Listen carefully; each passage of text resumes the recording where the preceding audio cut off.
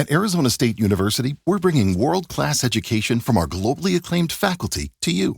Ranked #1 in innovation for 10 consecutive years and #2 among public universities for employability, ASU isn't just ahead of the curve, it's creating new paths to success. Earn your degree from the nation's most innovative university. Online, that's a degree better. Explore more than 300 undergraduate, graduate, and certificate programs at asuonline.asu.edu. All right, so we're back for another deep dive, and today we're going to be talking women's college basketball. Sounds good. It's pretty obvious that two teams in particular are really generating a ton of buzz right now online, and that's UConn and South Carolina. Yeah, for sure. We've got some pretty interesting data here. It's kind of a snapshot of what people are actually searching for online and what they're saying.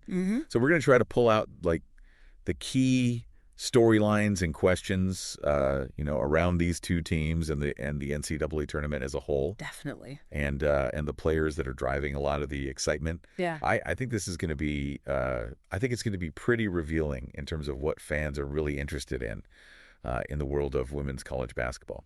So, you ready to jump in? Let's do it.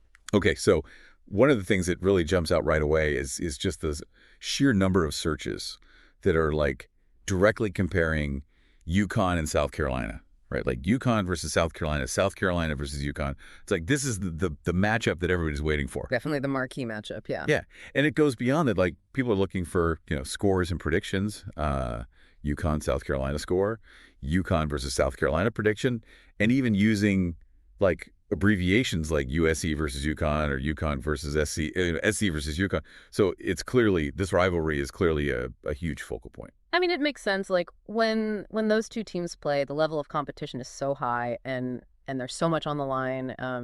Every time they play, it feels like a real clash of styles. Yeah. And I think it's also interesting that we're seeing a lot of searches for like where to watch South Carolina Gamecocks women's basketball versus UConn Huskies women's basketball, or even just how to watch UConn versus South Carolina. So people aren't just like passively interested; they're actively looking for ways to tune in. That's right, and it speaks to how accessible the game is becoming. Like people have options; they can watch it on TV, they can stream it online. Yeah. Okay, so let's zoom out a little bit and look at the tournament as a whole. We're seeing a lot of searches for, women's March Madness, NCAA Women's Championship, Women's Final, NCAA Women's Basketball, NCAA Women's Final Four. So clearly the entire tournament is a big deal. Absolutely. And I think the variety of those searches, like, the fact that people are searching Final Four and National Championship and even variations like, Women's March Madness or March Madness Women, it shows that people are interested in every stage of the tournament. Yeah, and it's not just about, this year's tournament either. We're also seeing searches for like, NCAA Women's Basketball Tournament 2025 and Women's March Madness 2025. So people are already looking ahead. Yeah, definitely. There's always that anticipation for next year, Yeah, and I think it's also important to note that we're seeing some more general terms as well, like, women's NCAA and NCAA basketball tournament. So the interest isn't just limited to UConn and South Carolina. It's about women's college basketball as a whole. Totally. It's a sign that the game is growing in popularity. More people are paying attention. Okay, so let's talk about some of the specific players who are really generating a lot of buzz. On UConn side, we're seeing, Paige Buchers, Azzi Fudd, Sarah Strong. Big names. And then for South Carolina, we've got, Dawn Staley, the coach, KK Arnold, Caitlin Shen, Aaliyah Edwards, Ayla Brown, Ashlyn Shade, and even the analyst, Chiney Idolmike, and the player, Full Wiley. So clearly, individual talent and leadership are really important to fans. Yeah. I mean, the players are the faces of the game, right? People connect with them on a personal level. Yeah, and it's not just about like their performance on the court either.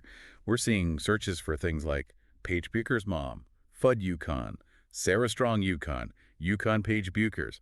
How many points did Paige Buchers score today? Where is Paige Buchers from? So people want to know more about their backgrounds and their lives off the court. I think that's really interesting. It shows that fans are invested in these players as people, not just as athletes. Yeah, and it's kind of poignant, but we're also seeing Gigi Bryant pop up in the searches. Yeah, that's definitely a reminder of her legacy and the impact she had on the game. Okay, so shifting gears a little bit, let's talk about the teams themselves. we're seeing a lot of very straightforward searches like UConn women's basketball, South Carolina women's basketball, and then their full names, UConn Huskies women's basketball and South Carolina Gamecocks women's basketball. And we're also seeing abbreviations like UConn WBB and Gamecock women basketball. So clearly there's a lot of interest in these two teams specifically. It just shows the brand recognition that those programs have built. You know, people know them by their nicknames, their abbreviations, everything. Yeah.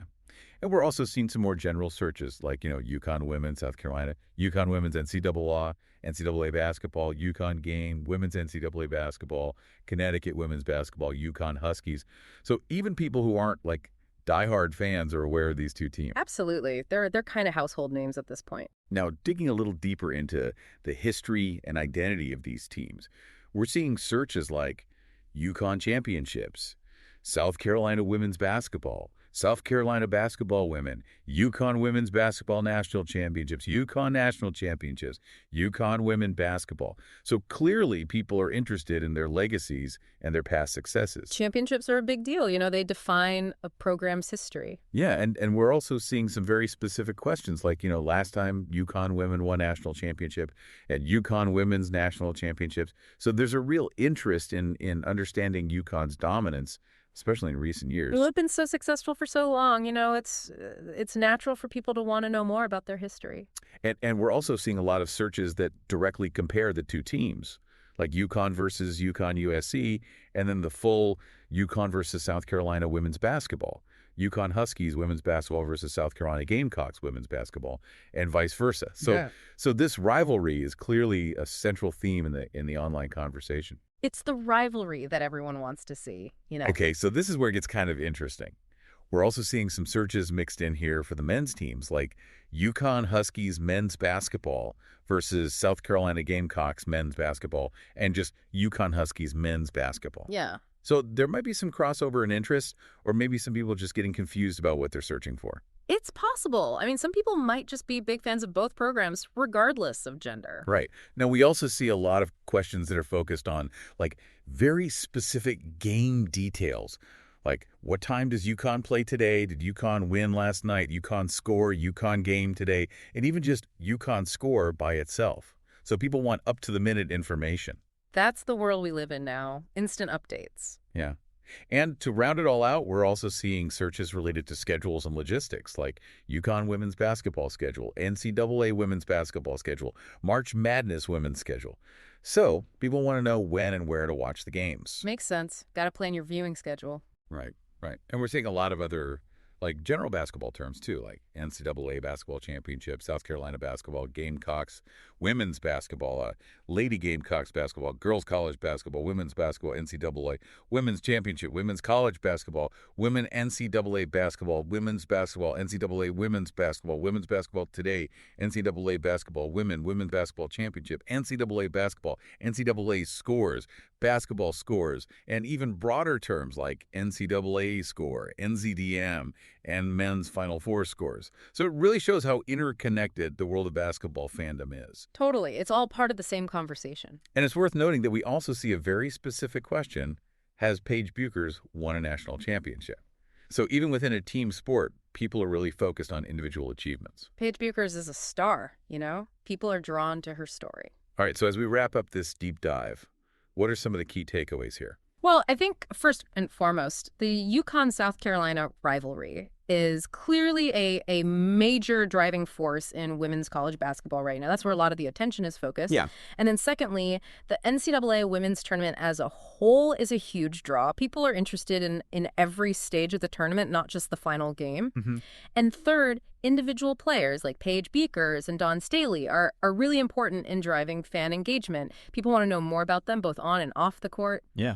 And finally, there's a really big demand for information. People want to know scores, schedules, team histories, how to watch the games. It really feels like this search data gives us a unique look into the minds of fans. Like, we can see what they're really interested in. Totally. It's almost like a real-time pulse of the fan base. Yeah.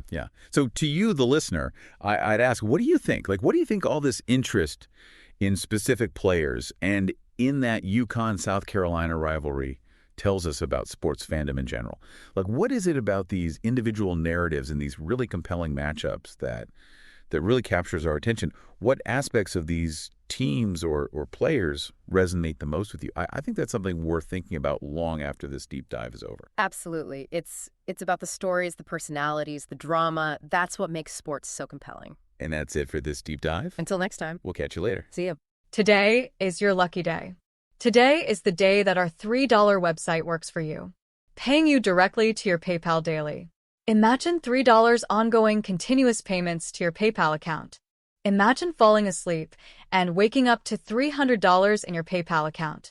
How would this make you feel? How could this help you? What bills could you pay? What kind of fun could you have? What does that retirement look like now? All for a one-time payment of $3. This website is DFY done for you, fully built and completely hosted, and never stops collecting payments for you. You have spent $3 on coffee on a regular, but that coffee won't help you create multiple streams of income. Click the link below.